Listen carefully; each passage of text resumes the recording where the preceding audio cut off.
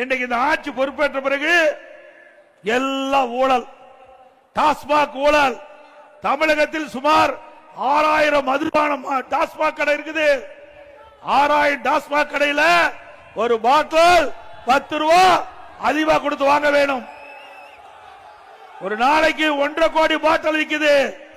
எவ்வளவு பாட்டில் விற்குது? 1.5 கோடி.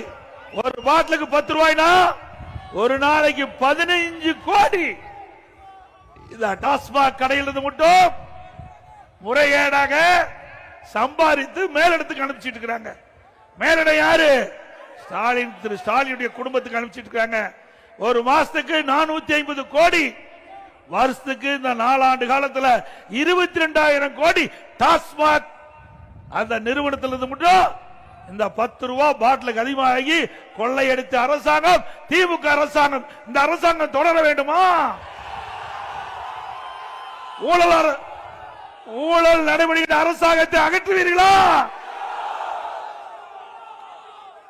அது மட்டுமல்ல, திராவிட முன்னேற்ற கழக அமைச்சரவையில் இருக்கின்ற ஒரு நிதி அமைச்சர் திரு பழனிவேல் தியாகராஜன் என்பவர் இப்ப வேறு இலாக்காவுக்கு போயிட்டாங்க. அவர் ஆடியோ மூலமாக ஒரு செய்தியை பரப்பினார். 30,000 கோடி. என்னை விட உங்களுக்கு நல்லா தெரிஞ்சிருக்குது, எங்களை விட அதிகமா உங்களுக்கு தெரிஞ்சிருக்குது. ஏன்னா வலைதளத்தில் பரவி இருக்குது, தமிழ்நாடு முழுவதும் பரவி இருக்குது.